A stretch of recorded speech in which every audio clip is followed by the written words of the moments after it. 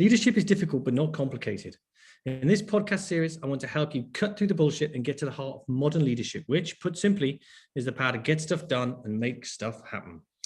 In each episode, I'm joined by a different inspirational leader who is doing just that, leading change in their worlds of business, sport, politics, or as in today's case, theatre and the arts.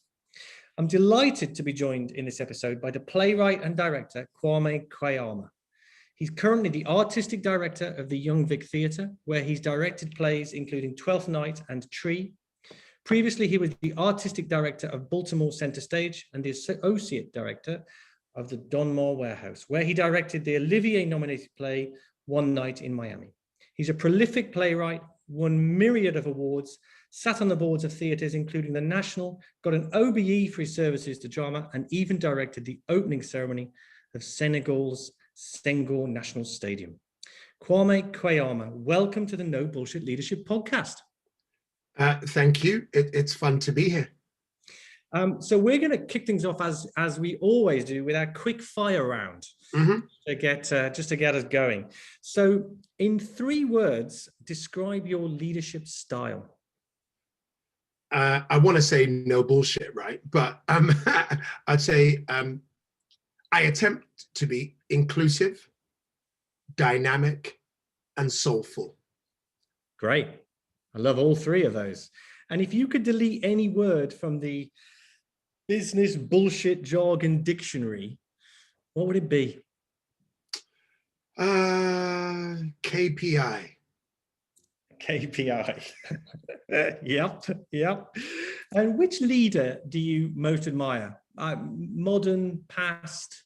Well, actually, that's very interesting because I came into management because a friend of mine once said, our heroes are Malcolm X and Marcus Garvey, and actually they were external leaders of organizations, but not necessarily inside of organizations creating change. And that maybe the baton is that my generation was to move inside and revolutionize from the inside. So it's really hard to answer that question, because in truth, I don't really have a kind of business role model. I really admire Oscar Eustis, who runs the Public Theatre in New York, a theatre that I've worked with a lot. And I really admire an artistic director called Hannah Sharif, who runs the Repertory Theatre in St. Louis, again in America, just because there's no bullshit to her leadership. It's just eyes forward and just bring the change through. And those are the kind of managers or people that inspire me. Fantastic. Well, we'll, I'm sure, get into some of that as we go along. What's the best piece of advice you've ever been given? 1 year in the mind of an artistic director is 3 years in the real world. Therefore, be patient. Wow. Sorry, I interrupted you before you finished. So I was going to say, so given that, what has the last 1 year felt like? That must be a lifetime. Yeah. Yeah, correct. What's the best decision you've ever made? To hire Hannah Sharif as my associate artistic director at Baltimore Center Stage. Fantastic. And I think our listeners' favorite question, I'm not sure whether it's our guests' favorite question for last. What's the worst decision you've ever made? Oh, I think we all make many, right? And I think, I think, and I'm sorry, you said quick fire, so I should be prepared for it. It's fine. I think it's interesting. I often think about what is probably the most dangerous decision that I've made. I tend to eject out of my brain failures, and so I think the worst. Okay, got it. I think the worst decision that I ever made is I was in a situation where I wanted to impress a peer, and a question came to me, which is, when should I meet a writer? And my instinct was, let's do it now. We should do it now. And that person said, or the peer said, no, let's not do it. And although my instinct and everything in me said, no, we really should, I made the decision possibly to try and impress is even the wrong word, but to try and equalize our relationship. And I kind of went, yeah, great, I'll follow whatever you say. And it came back to bite me in the ass really, really, really hard. Wow, that's a great answer. I also, by the way, I think I now prefer the question, what's the most dangerous decision you've ever made? I think that's a far better question. So thank you. So let's get into it a bit then. So I think these days, maybe we're coming to the end of this point, but these days it's still the case that we almost always have to start every conversation by asking about COVID. But the theatre and the arts, I think we've all had a tough year, I think, but the theatre and the arts have been hit particularly hard. How have you managed to lead your organisation through such a tumultuous, maybe even existential crisis? Yeah, you're right. It did feel and does feel almost existential. And I also think it's really easy to answer that question from a leadership position, when really the people who should answer that are the people that you've been leading. Yeah. But what I'll try and articulate is it has been my philosophy. What's my philosophy been throughout this? Yeah. And my philosophy has been, my parents are of West Indian extraction. And so there is a saying that my father and my mother would often say, which is pump the brakes. And at one point, so if ever I was making a decision too quickly, or I was trying to race through my homework, or trying to be like, hey, look, pump the brakes, slow down. Yeah. And I think I've tried to do that throughout this crisis, which is whereas understandably, many people and many leaders have tried to fill the void, have gone, we've got to do something now. Theatre's not open and we're closed, and I've tried to actually just go, no, I'm just going to be steady. I'm not very good with groupthink. And the moment that groupthink says, let's do X, I lean away from that. Yes, I'm the same. Not always to my benefit, but yeah, it's not always right. I have to catch myself, but I agree with you. As soon as I'm told what everybody else thinks, I think, do they really? Why? Why? I'm really bad with that. I'm really, really bad. So I think really how I've tried to manage this is to kind of just be as steady as possible, be as cognizant of the mental health of the organization, and be cognizant of our financial health. I have a brilliant board and board chair.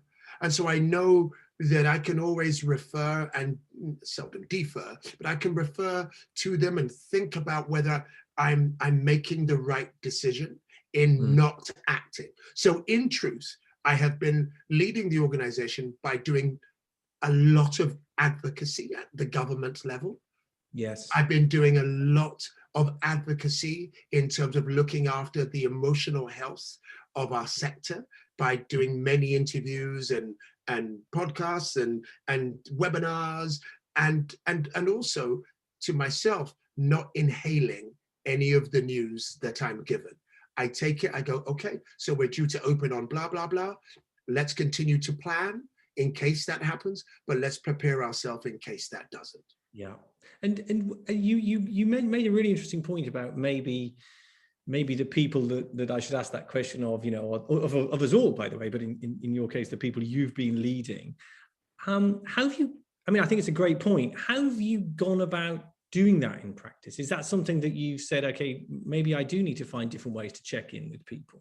Yeah, I tried 3 or 4, 5 or 6 different methods. Is that the most dangerous decision you ever took? Yeah, no.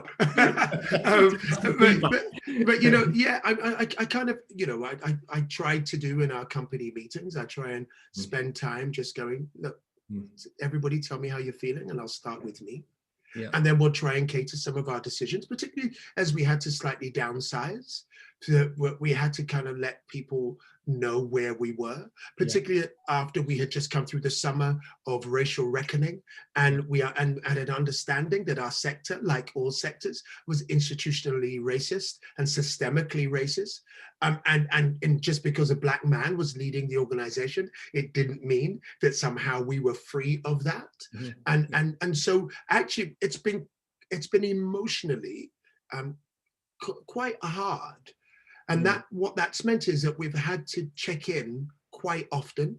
And most importantly, for me, I've had to understand of myself when I can lead and when I'm actually not in the mental health position or the emotional position to lead vis-a-vis certain subjects.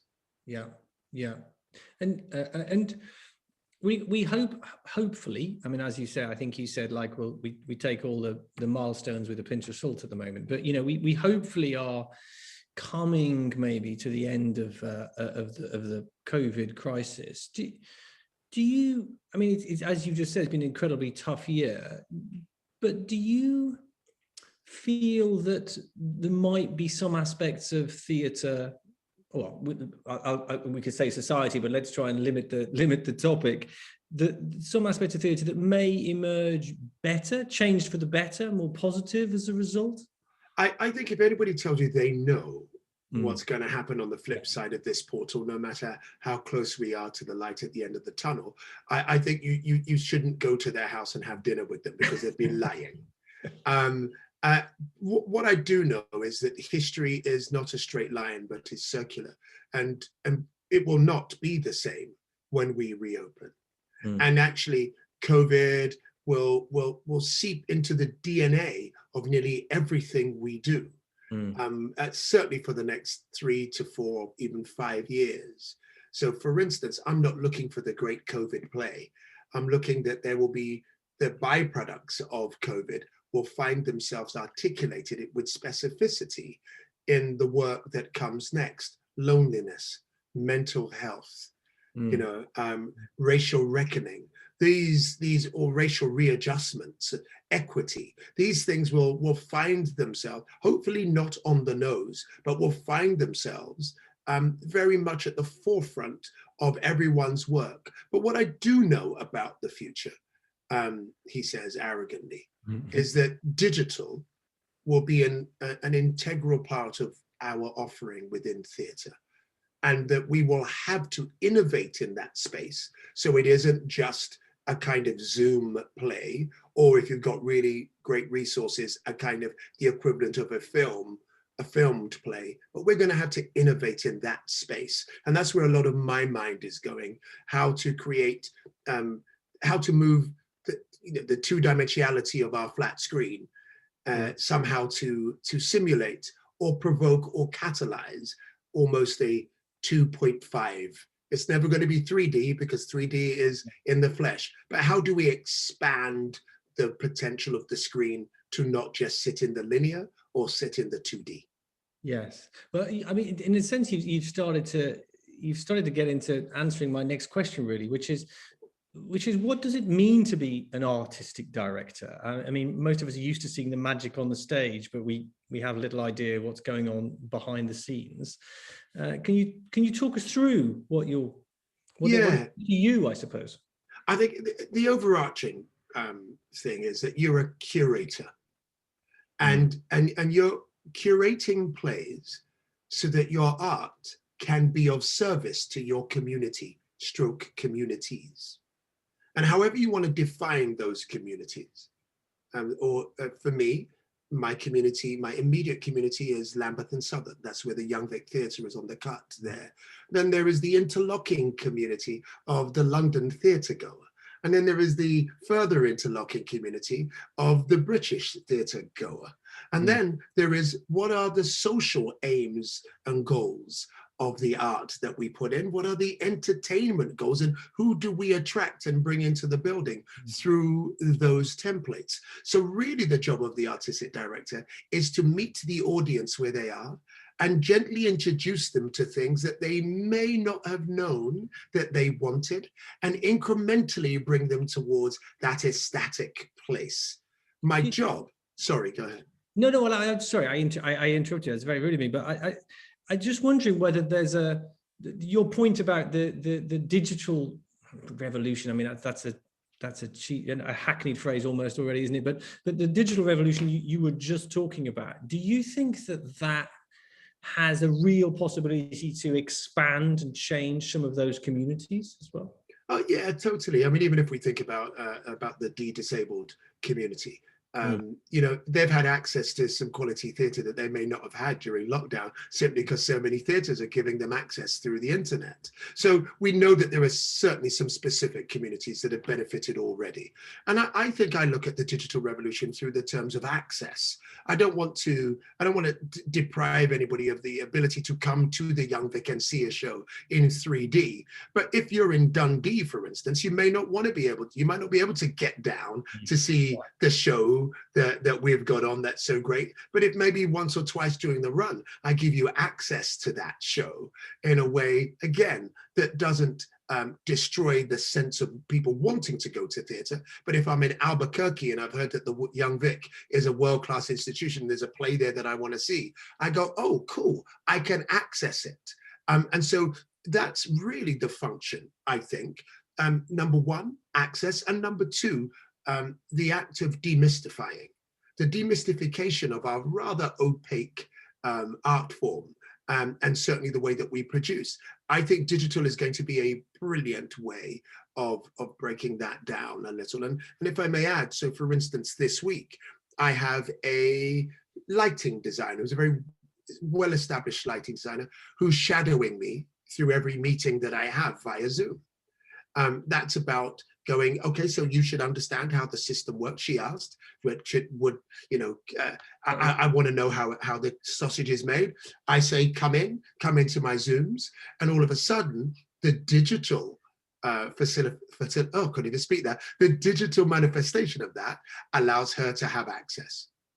Yeah, okay, fascinating. And in your roles, as artistic director in Baltimore and now at the Young Vic, you took over in both cases, you took over from people who'd been in the roles for 18, 19 years, like nearly 2 decades. I mean, that's a long time. How do you, and I guess also, by the way, presumably had fabulous sort of legacies and incredible achievements of their own in both cases. But how do you usher in, how do you bring yourself to that? I mean, how do you bring in your own sense of change into roles in that situation? I think that's a brilliant question, and I was just speaking to a mentee about that actually earlier on today. And ultimately, the Young Vic, for example, David Land, a magnificent artistic director, and once once I got the gig, like literally every play, as was before, was 5 stars and transferring to Broadway and the West End. You know, I was a bit like, bruh, can you not just fail once? So I've got something. No pressure. No pressure. I've got something to stand on. And but actually, and I nearly didn't apply, not because of that, but because I was a bit like, David, I think you're doing everything that I'd want to do with a theatre. And he said something brilliant to me. He said, you know, yes, Kwame, our values may align, but I bet if I went into your house, the art on your wall is different to the art on mine. And once he said that, I went, oh, that's really clear, because your job is to make the 4 walls, i.e. the art, reflect who you are. Let the ball land at your right foot. And so organizationally, that's what's really important to me. I often say that I am not the colored version of the thing that went before me. And so if I inherited a system that very much was of the personality and the culture of those who went before, that I might say white Western European, that mine, which is a tricultural African man born in Britain but claims his Ghanaian and his Caribbean roots, that I would say that all of a sudden that becomes the art that's on my wall. The sense of universality through my specific lens. And so organizationally, you know, I came in and asked those who wished to put my art up on the wall through the lens of service, will you stay? And those who may not respond to my art, which is absolutely valid, that maybe make room for those who might. Yeah. So do you think that's a great way of thinking about it? Do you think that requires, I don't quite know how to phrase this. Do you think that requires a degree of vulnerability? Because you're talking about yourself in a sense, in that you're talking about your walls, your house, your art, you. Does that require you to be or feel even vulnerable in doing that, or maybe opposite? Do you need a degree of self-confidence to be able to do that, do you think? I would describe acting like this, and all art, as the act of standing in front of someone you really fancy, stark naked, and saying, do you like what you see? And then every applause, every chuckle, every ovation puts another piece of clothes on you, so that eventually, even though you're standing naked before an audience, you feel as if you have on a fur coat.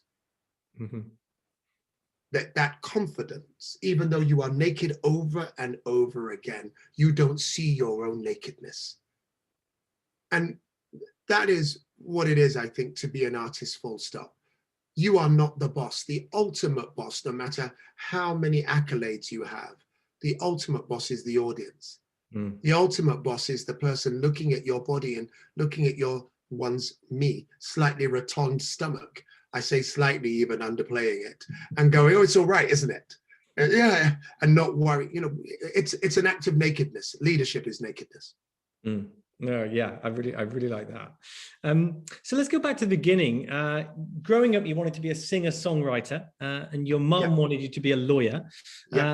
Was the theatre doesn't seem like a compromise between those two people. You know, I love the way that you framed that. My mother, of course, like every good immigrant, wants their children to go into what were then the safe professions. But actually, my mother wanted me to go into law as opposed to maybe accountancy, and that's no slight on accountancy, because she wanted me to be a lawyer for social justice. Of course, we didn't call it that then, but human rights, and in particular because being born Black in Britain, and particularly at that time, and it still is now, it was a very, very cold country and an extremely overtly racist country, and we faced much discrimination. And so my mother actually raised us all to want to use whatever natural skills we have to serve. And so actually, it wasn't until I think a good few years into my playwriting life, when my mother walked into a theatre with me, and she saw one of my plays, and she could see the effect that it was having on people, that she fully that she fully appreciated that my way of serving was not through the law. My way of serving in specificity the community that I came from, but in generally anyone who wanted to come in and partake, was through the application of heart through art. And so you grew up in Southall in the 70s, and well, those of us who are old enough will remember, and many of those who aren't old enough will know about the Southall race riots in the late 70s, early 80s. So what impact did that have on you at the time? And I guess how did you then take that through into your work later, and indeed now? I think that's a really good question. I think my brother reminded me of something the other day, which I had forgotten. And during the Southall riot / uprisings, or however one wishes to characterize it, we were like 11, 12, and we snuck out of the house, and we were walking probably about, I don't know, 500 yards away from our home on the high road, and there was a blue line, and no one had walked past the blue line, and we wanted to see what was going on because we're kids, right? Yeah. And we walked up to the blue line, and the blue line parted so that we could walk through. And then others followed. And then we got to another blue line, but this time it was blue line with barriers.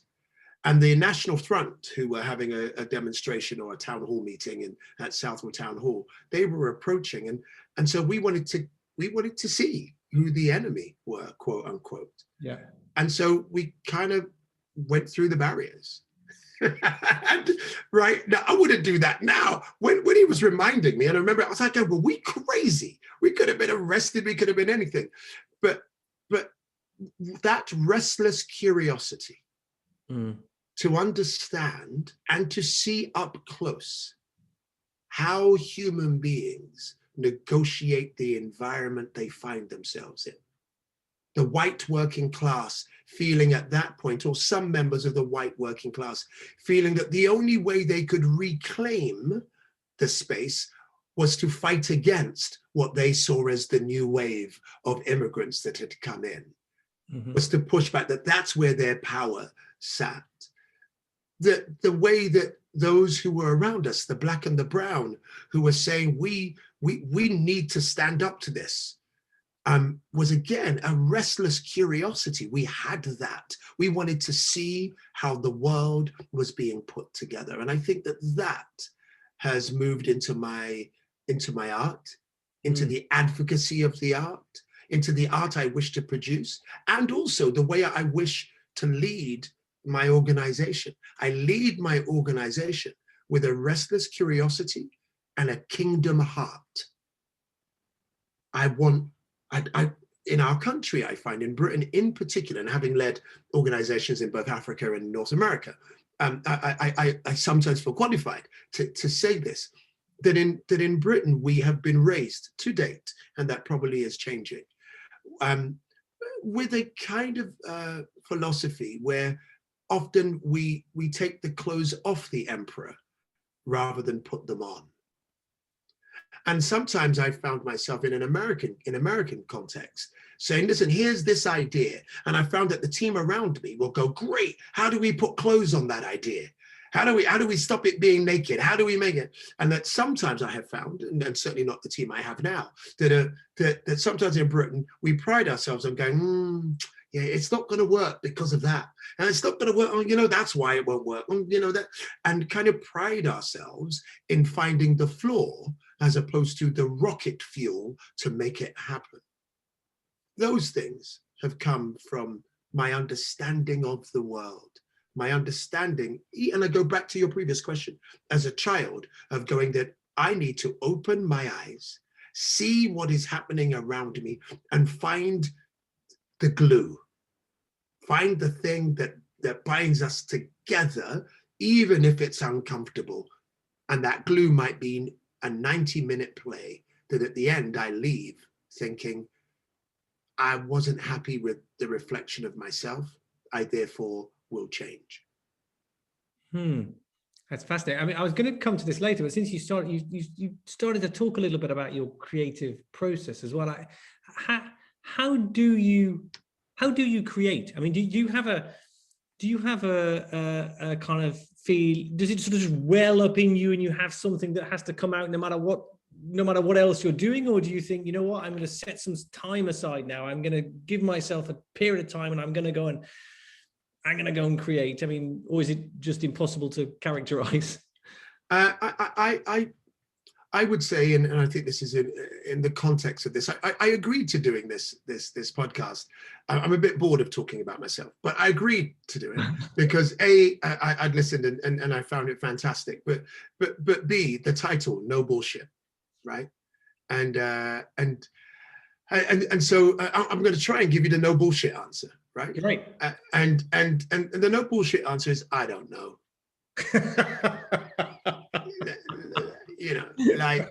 Like it depends on the day. That'll do. That's a perfect answer. Right. What I know I do is I deliberately keep a percentage of my life in chaos. And anytime someone comes in to be my PA or EA, or anybody comes to work closely with me, I go, I just need to let you know that there's about 20% around me that is deliberate chaos. And I keep it that way because that is where I find inspiration. Wow, that's fascinating. So, that is not how I could cope at all. So what in practice does that mean? I tell you what it means. It means, and you're right, it's not for everyone, and it drives some people absolutely crazy. And it doesn't mean that they're wrong to be driven crazy. It just means that they're not probably the right partner for me. What it means is that it's a little bit like the difference between improvisation and set text. That when you're on set of a movie, the director invariably goes, so look, here's the set text. Let's go.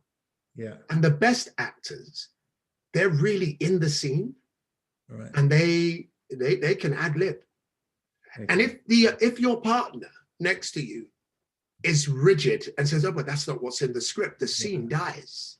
Okay. Yeah. But if your scene partner goes, "I'm in, and I know where you are, and we go and vibe until one of us decides to jump back in, and we'll get to the end," then you get movie magic. And I'm in the business of trying to leave enough space for improvisation on every single idea, on every exchange. I want us to drill down, and sometimes it means in practical terms, we may have an agenda of five parts, and we're in part one until 5 minutes till the end of the conversation. And there's some people going, "Can't we get on to the others?" And I'm like, "No, because you know what? I need to keep digging on point number one." And I have found invariably in my life that if you keep digging on, for instance, point one, and you get deep enough, you strike oil, and 2, 3, 4, 5, and 7 actually come to the ground. The oil comes up all around you. That's the chaos I'm talking about. That I like to keep it. I like to keep it moving. I like to keep it fresh, and I like to keep it instinctive. Not all of the time, not for everything. If the show starts at 7:30, I want the show to start at 7:30. I don't want to improvise on that theme. You know. Yeah. But in general, I try and keep 20% of chaos around me.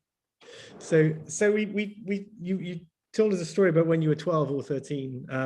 So I want to talk about when you were 19, where you changed your name from Ian Roberts to Kwame Kwei-Armah. Yeah.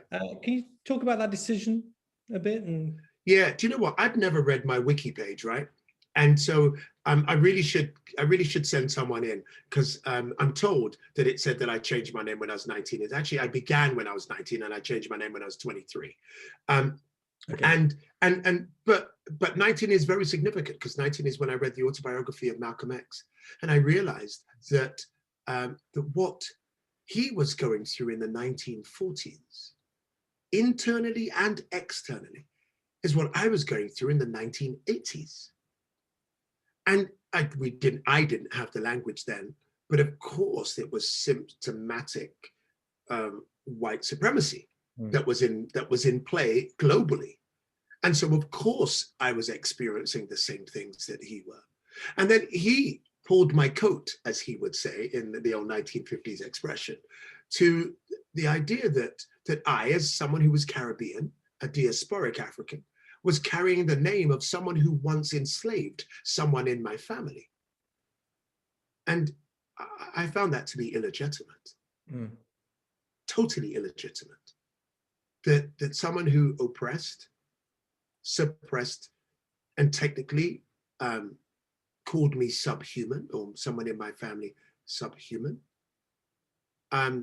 placed in a sense of inferiority into our minds where I didn't know my name or my roots or my culture or where I'd come.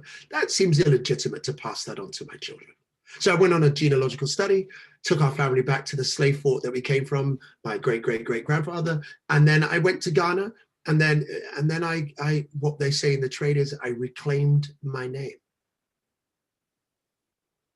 And do you think, was that a process of you changing as well as a person, do you think? Well, that's a brilliant question. I think that I absolutely changed once I had done it. I was really angry between the ages of 19 and 25. 24-ish. I was so angry. I was so angry at the oppression that I had seen in my own life. I was so angry at the oppression that my parents had observed. I was so angry and outraged, and possibly even at moments of hate at what white society had historically done to my ancestors. And it was like magic. Once I had done that act of reclamation, of saying, that will not own me. I will own my own anger if I have it. I cannot let it be owned by someone else. Once I learned to hear my mother's words, which is to hate the sin and not the sinner, I felt that a great weight had fallen from my shoulders, and I could keep my eyes, never forgetting the past, but I could keep my eyes on the North Star of tomorrow. That's a fantastic insight. Thank you for sharing that. So obviously it was the Black Lives Matter protests through last summer. You've already talked a little bit about those, and many organizations, many companies, I think, reviewed, changed, challenged themselves, their culture, and the change they need to make in their own organizations. I guess some with, more success than others. What do you think that leaders should be doing? People in my position, and I guess you referenced also people in your position, so in the arts and more generally, in order to make that change. I guess it's important that we talk about things, but ultimately change comes through action and doing. That's yes. my view. What advice would you have for leaders? I got to say, I'm really bad on advice. I'm like, and forgive me, I didn't mean that to sound confrontational. It's just that I think it's really easy to feel that one can give sage advice on things, and actually, I think that like history is fluid, so are my thoughts, evolving on a daily basis. I would say two things. Here's what I did at my organization. Yes. Was that we attempted to speak truth to power. We attempted to ask the people who were Black, brown, and those who had experienced racism. A term I like to use is Black and the global majority.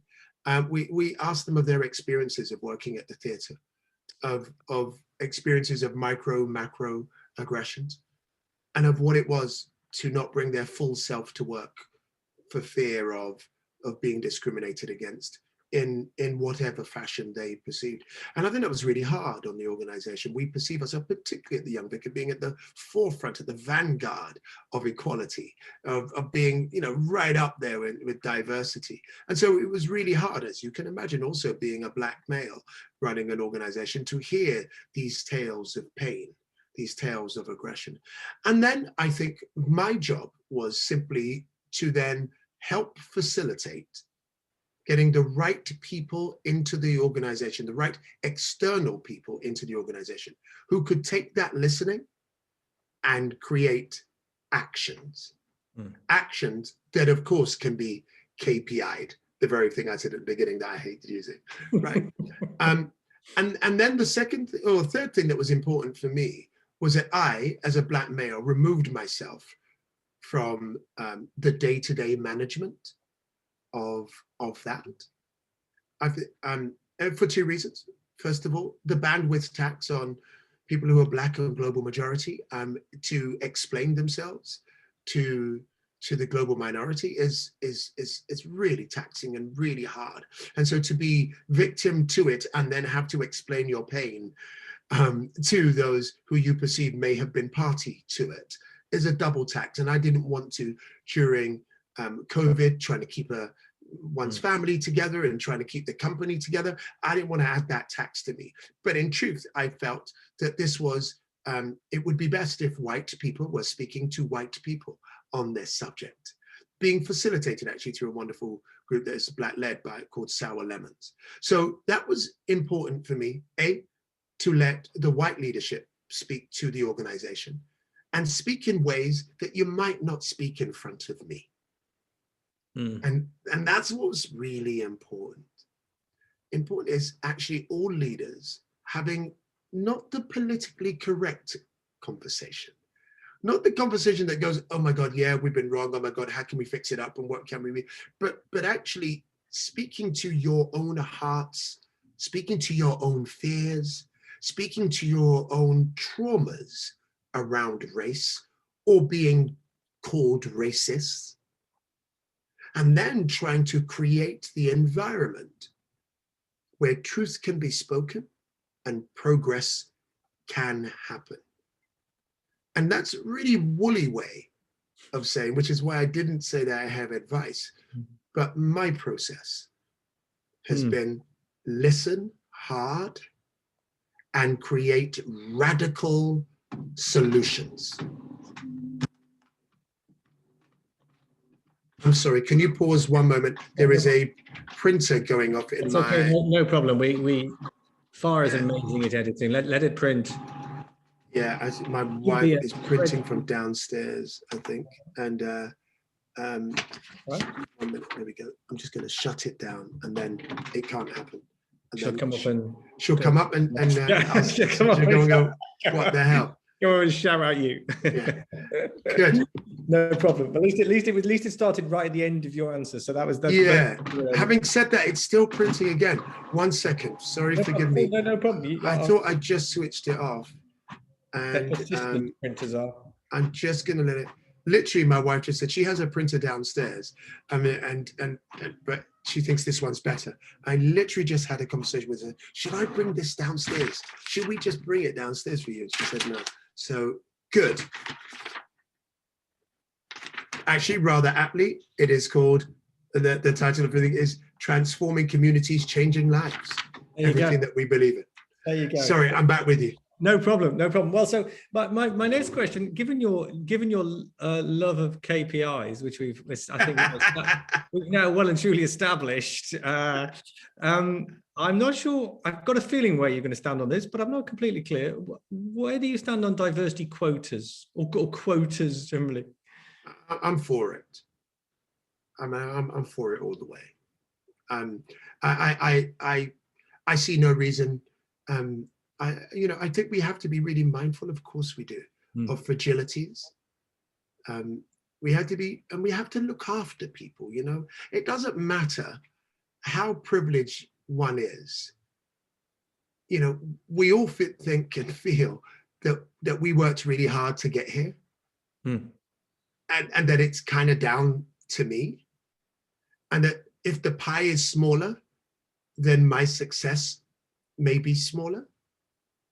And so I think we have to look after fragilities, but we also have to not let those fragilities get in the way of evolutionary, aggressive quantum leaps. And ultimately, we're serving ourselves. I don't want my grandson having the same discussion that I had. I just don't want it. And the only way we're going to do that is to make quantum leaps in terms of diversity. And let me just put this a little bit in perspective in the way that I think. For every white pound, the African Caribbean community has 20 pence, and the African community 10 pence. That should tell you how many quantum leaps we need to get to before we're in a world of equality. You can't get there with small incremental acts, not in our lifetime. The same economic disparity in the United States. I think for every white dollar, there is something like 2 cents in the Black community. In order to get parity, apparently it would take over 234 years. We ain't got that time.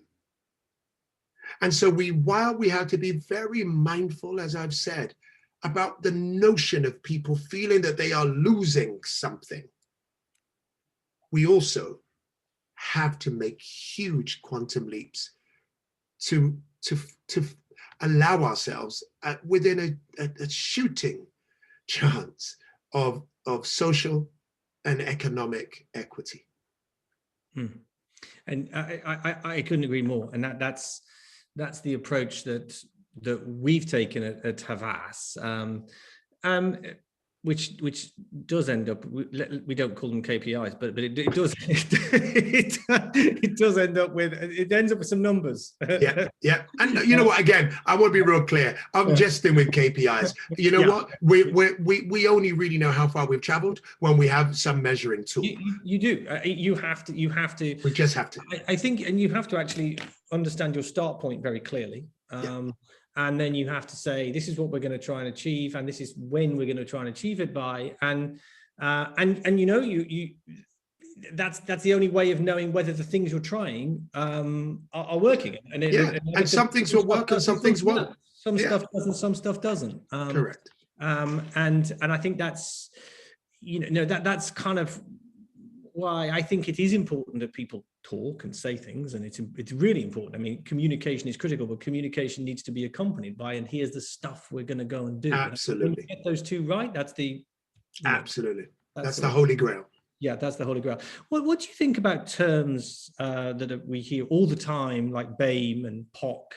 I have a feeling that, by the way the question is written, I have a feeling that you're not too keen. No, I'm not.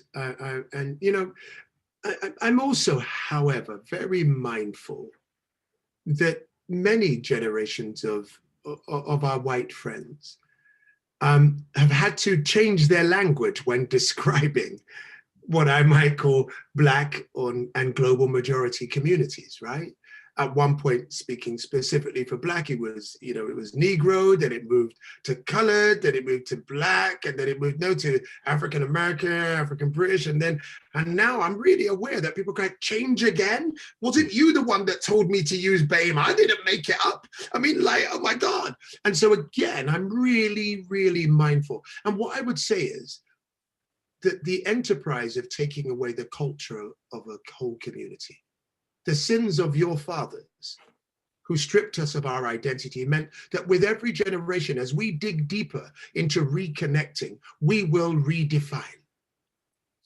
And actually the frustration should be with your ancestors, not necessarily with the here and now. So when I hear BAME, I hear diversity possibly as a diversion away from anti-Black racism. Diversity, I hear it as a possible get-out clause from speaking specifically about anti-Black systemic racism. And so we have, within the Black community, there are conversations around what they call shadeism. I won't bore you with that, but there are, the model minorities discussion. And within the Black community, for instance, and it doesn't mean that this is so, but many in the Black community say, well, do you know what? But the white community are actually far more comfortable with the Asian community, as in South Asian, than they are with the Black community. So when we talk about diversity and diversity quotas, that actually it's easier to employ someone who's Asian. And then the Black community still stay relatively disenfranchised from the rest of the community. And I think some of that bears itself out in some of the figures. I think, again, for every white pound, the Indian pound, I know that there are different South Asians, was somewhere between 70 and 80 pence.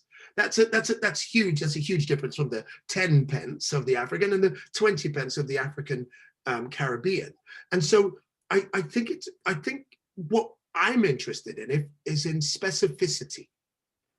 What are your actions for Black people? What are your actions for South and East Asian people? What are your actions, et cetera, et cetera? The kind of lumping in winds me up to have no bullshit. And the people of color, I don't understand it because I think we're all of color. I've never seen anybody who's really white. I see someone who is a mixture of white and pink and et cetera, et cetera. And so somehow it centralizes whiteness in order to call me a person of color against what? I don't understand it. Yeah. Yeah. And when you were appointed to the Young Vic, The Guardian said it marked a quote, a major step forward for diversity in British theatre. Did you feel that you have does that bring a sense of pressure? Do you feel a sense of pressure or pride, responsibility as a result of that? Well, first of all, I seldom read what's written about me. So I won't, and for a reason. Like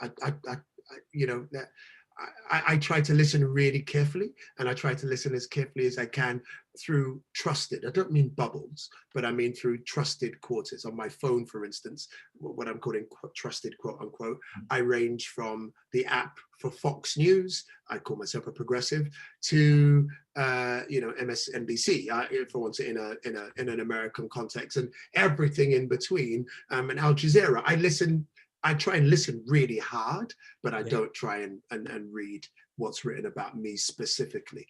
And so, but to answer that directly is I worry less about the burden of responsibility and far more about the burden of paranoia. That's it. Well, that's interesting. But what do you mean by that? I mean, I was raised in a home where my mother just said, listen, if you serve yourself, you serve family. If you serve family, you serve community. If you serve community, you serve nation. And sometimes when you serve the nation, you serve the world. I never woke up in the morning and said, I'm going to serve the world, but I absolutely have thought about serving me, family, and community. Period. So responsibility. I'm a Black man born in the late 1960s. There is a responsibility that comes with that, whether I like it or not. So I can worry about it, but it's not going to change it. My job is to try and create some incremental or even quantum leap changes. The burden of paranoia is whether decisions or things that come towards me are where I go, did that happen because I was Black? Or did that happen because I'm just crap? Did that happen because I was rude? Or was that racially motivated? And I ask myself that question in every situation. And so when I talk about the burden of paranoia, it is to keep the paranoia down that happened and that was racially motivated, and to always go deep into myself and ask the first question is, what was your contribution to this? Why to this place that we find ourselves now? And after I've crossed everything else out, then I'll go, maybe race played a part. But that's only after I've crossed everything else out. So that when I come to you and I say, excuse me, I think that what you did then seemed to be racially motivated. I feel like I'm on solid ground. So looking back on your, well, sorry, I was reading this question now and it suddenly makes it sound like you're about to retire. So I apologize about so I'm going to caveat this question. So looking back from the midpoint of your career, what are you most proud of? What am I most proud of? Oh, somebody said something to me the other day and I found it very, very interesting. They said, they asked me a question. They said, do you talk to yourself? We all do, don't we? At some point. And then I said, and do you ever say anything nice to yourself? I think that's a really interesting question. And the answer was very, very rarely. So it was, why did you do that? It's always a chastisement, or mostly a chastisement. I can't ever think when I've said out loud, talking to myself, well done, Kwams. Oh no, that was good. You just don't do it. So I've been actively trying to make sure that I keep good things and things that